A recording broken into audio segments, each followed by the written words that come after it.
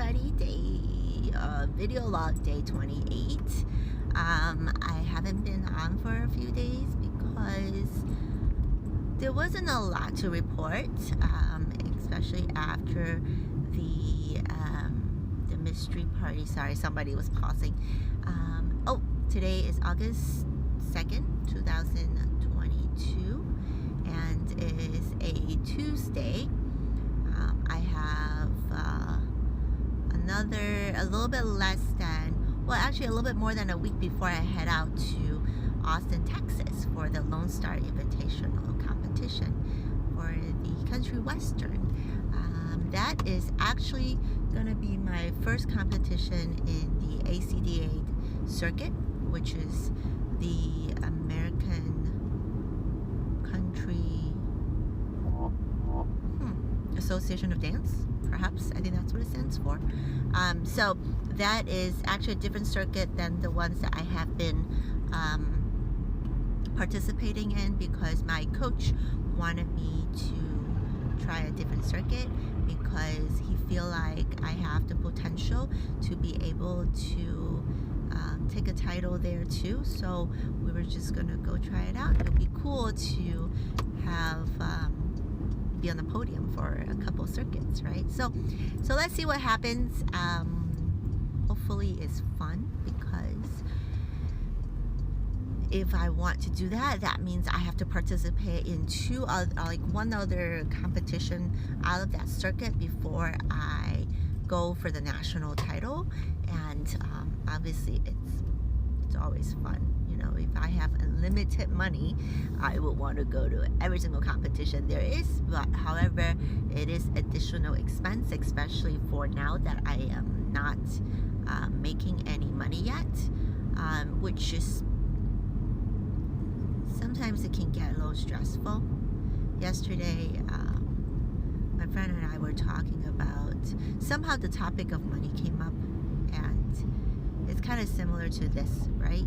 How much money is really important, right? We talked about, like, it will be nice to have a big house, right? With help around the house, somebody to clean the house, cook for you, fix the garden, and all that stuff. But is it really important to have a big house?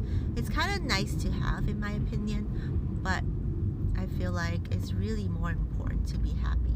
And what constitutes happiness, right? It's you need money. Don't get me wrong, I really think we need money, because unfortunately in this world, reality is that we need money to survive. If we don't have money,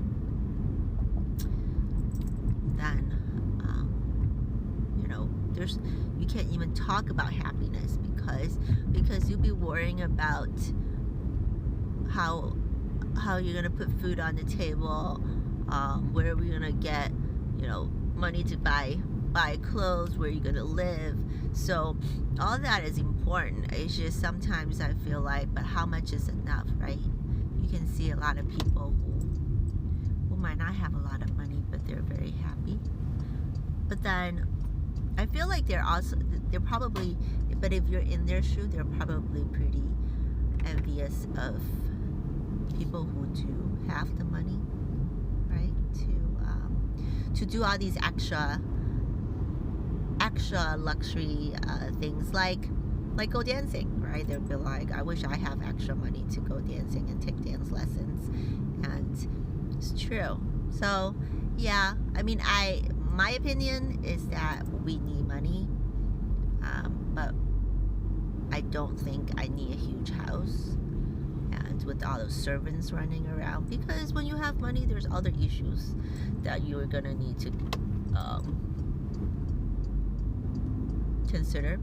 And I think that came up because last Friday it was the Mega Millions, and it was over $1 billion of jackpot, and one single ticket actually got the winning number in Des Plaines, which is like a couple miles from my house. So I was thinking about buying that ticket, buying a couple tickets to try my luck, but I totally forgot. So I guess that's not really meant to be, nor is it something that's on top of my mind. So I didn't buy anything, right? So the ticket in Des Plaines, right now, is still sitting there because the gas station that was bought, where it was bought at, it was still waiting for the winner to come claim the ticket. So, it's also possible that somebody forgot or threw away the ticket, or it could be that, and that's kind of what I was talking about. Like, imagine you're the one who actually won the lottery, right? And you know that everybody's eyes are on you to go, waiting for you to go claim the money, and if your relatives, your family, your parents, your kids, whatever it is that find out you have the money, you know what's gonna happen? They will expect you to pay everything, because they'll be like, well, you have money now, you have like over $1 billion. Well, I guess after the government takes it, you kind of get half of that, but still, right? $500 million. You're like, you can pay for anything you want.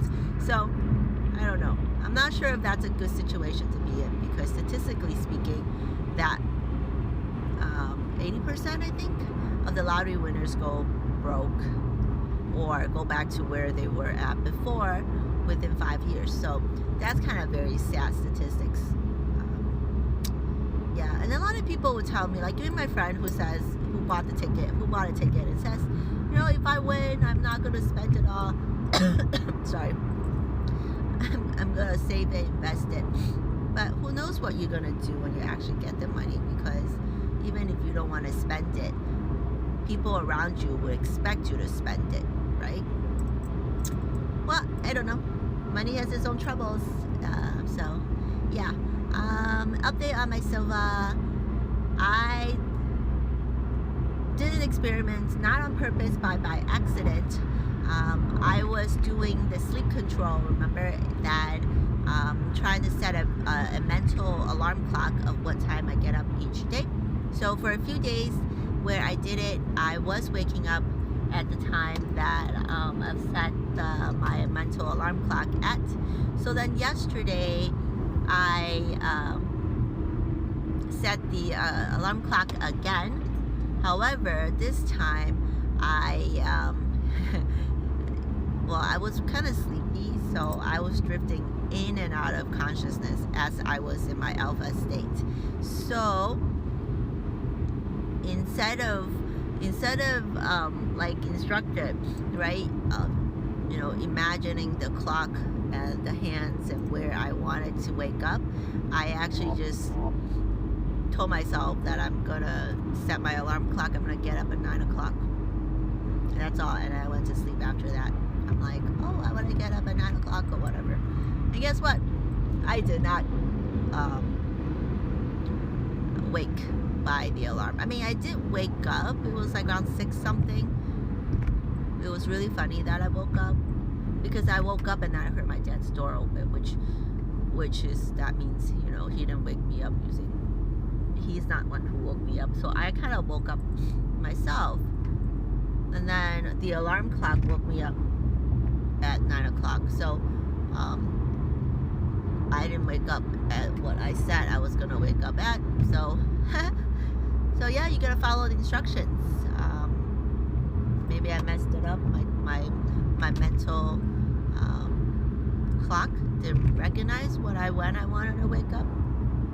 The funny part was that when I was listening to the Sliva book, right, and they talk about there was this guy who was trying to get rid of who was trying to fall asleep and told Mr. Sliva that it was not working.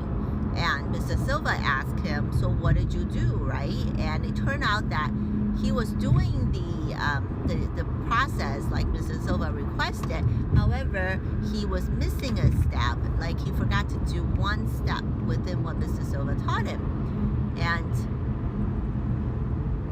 that made a difference, because when Mr. Sliva pointed it out and he tried it and added back that step, he was able to fall asleep. He hasn't been able to do so for like over 20 years without medication. So yeah, I guess each step does, it's it's very important because we are just starting out, so we really need to follow the directions very clearly to establish our own mental abilities before we go try to change the process or venture out to do something new, right? So yeah, so I will test it out again, perhaps tonight with the mental clock, because I didn't do this on purpose, but this is the first time that it didn't really work, so I'm thinking that must be the case. I was too tired and I kind of forgot my process. So yeah, I am actually now on my way to my dance lesson of the week and prepare for my competition for next week, right? So I think I'm gonna have fun. There might be some other group classes later tonight that I might go to. My friend invited me to go to a salsa dancing. It's kind of like a club or an avenue, but I think I might actually not going to go to that one and actually choose to go to the dance classes that it's better to learn more than actually dance socially, right? I don't know. I'm not a social girl, so if there's an option, I guess I'd rather go to class. So anyways, all of you have a great day wherever you are and whoever you are, and thank you for watching, and I will